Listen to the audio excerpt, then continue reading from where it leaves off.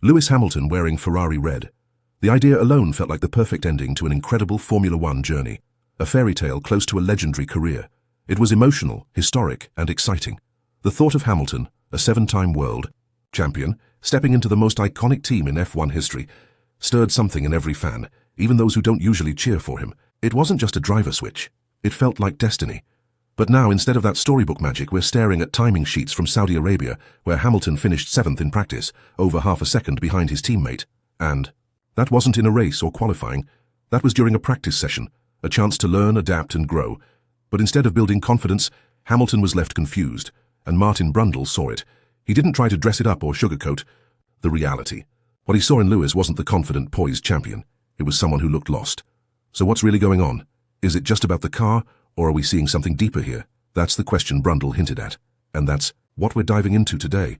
Because when someone like Martin Brundle, who's seen it all, the glory, the crashes, the champions, the heartbreaks, when he changes his tone, you have to listen. During the 3rd practice in Jeddah, you could hear it. There was something in his voice. Maybe it was concern, maybe it was disbelief, maybe both. Whatever it wasn't the usual tone of excitement or curiosity. It was heavier. Hamilton's engineer came on the radio during that session. The news wasn't good.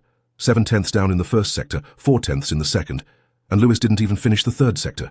Usually, in moments like this, Hamilton responds with calm detail or maybe a sharp bit of sarcasm.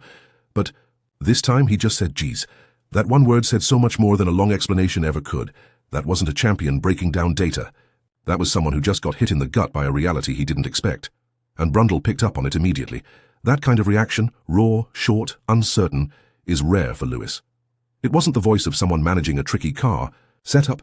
It was the voice of someone who's starting to feel disconnected from the very machine he's supposed to conquer races with. Brundle went further. He said what many fans were already whispering. Lewis doesn't look fast in the Ferrari. He doesn't even look comfortable. And that's when things get serious. When a 7-time world champion looks uncomfortable, it's more than just about the car. It's about confidence, trust, rhythm, all the things that made him who his. According to Brundle, it's possible that Hamilton is heading in the wrong direction with the car's setup. He's not trusting the car. And that's not something we're used to seeing. It's strange, even a little painful, to hear that kind of critique. Not because Brundle is being unfair, he's not, but because this is Hamilton. This is the driver who, for over a decade, made people believe he could find speed where no one else could. He was the one who defied logic, who beat stronger cars on strategy, on talent, on pure will. But now on the radio he sounds unsure. On track, he looks like someone who's guessing instead of leading. It's easy to forget that not long ago, he was slicing through the field with stunning precision. He'd outsmart and outdrive almost anyone, but now he's second-guessing setups, chasing grip that isn't there, reacting instead of acting. And that's what makes Brundle's words sting even more. He wasn't yelling. He wasn't hyping it up. He just calmly pointed out the truth. This isn't just a tough weekend. This is something deeper, something that might not go away by just switching tires or tweaking the wing angle. When Brundle says Lewis doesn't resemble himself, that's more serious than a DNF or a spin. That means we're watching something important, and possibly worrying, unfold. The word G's carried more weight than most post-race interviews, and it came after bad news. Hamilton's engineer told him the gap, sector by sector, and Lewis had no words. No ideas, just that quiet reaction. That's not the Hamilton we know. He's the guy who pushes through everything. Wet weather, bad tires, pressure from behind. He thrives in chaos. But in Saudi Arabia, there was no fire, no defiance, just resignation, and that's scary. Later, he came back on the radio and said, "I just don't have the grip, mate. I don't know." That "I don't know" might be the biggest red flag of them all. Because if Lewis Hamilton doesn't know, what's wrong? Who does? This is a guy who's been the reference point for more than a decade. Engineers and teams used his data to understand their own cars. He's the one others measured themselves against. But now he's lost in the numbers. Not because he forgot how to drive, but because the car isn't giving him anything to hold on to. And when the car is like that, even the best in the world start to lose confidence. But let's not put everything on Lewis. Because here's the other hard truth. The SF25 just isn't that good. Charles Leclerc is ahead of Lewis, sure, but he's not happy either. In the same practice session, he came on the radio and said, "This is the limit of the car. I can't go faster. It's sliding from all four tires. That's not a driver chasing the edge. That's a driver barely keeping it together." Ferrari had high hopes for this season. Their upgrades were meant to bring them closer to the front. But after qualifying, Leclerc admitted the car felt pretty similar to before. That's a polite way of saying the upgrades didn't work. When both drivers, especially someone like Charles, who's been with the team for years, are this frustrated, the problems are deep. These aren't just growing pains.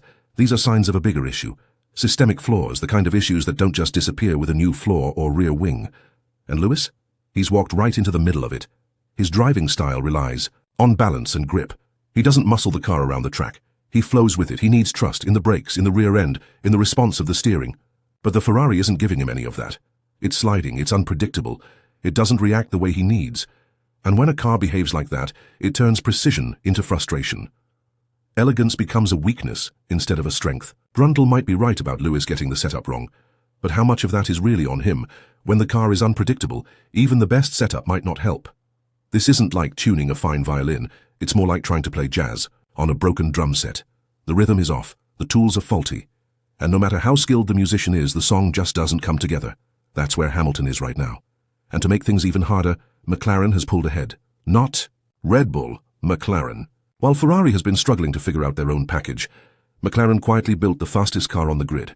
They've passed not only Ferrari, but even Red Bull in certain conditions. That's a massive shift. Ferrari doesn't even have the excuse of being beaten by a once-in-a-generation car anymore. They're just being outdeveloped, outsmarted, and outpaced.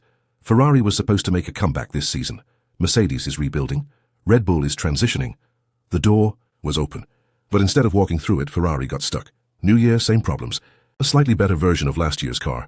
No real progress, just the same complaints from drivers and the same vague answers from the team. Hamilton's move to Ferrari was sold as a legacy-defining moment. So far, it feels more like a slow-motion disaster. The biggest danger isn't the lap times, it's the mindset. Hamilton's confidence has always been his superpower. He's bounced back from crushing defeats. He's proven doubters wrong again and again. But in Saudi Arabia, that spark wasn't there. When he said, "There's not a lot of backwards left from where I am," it didn't sound like analysis. It sounded like despair. And when Lewis Hamilton starts to sound like that, you have to wonder how much longer he can keep believing in this project. It's not just the words. It's how he says them. The long pauses, the tired tone, the uncertainty. It's in his body language too. He's not walking with the same confidence. He's not standing at the front of the garage with the same energy. This isn't just a bad weekend. It's starting to become a pattern. And once doubt starts creeping in, it moves fast. In Formula One, where confidence is everything, even the smallest crack can become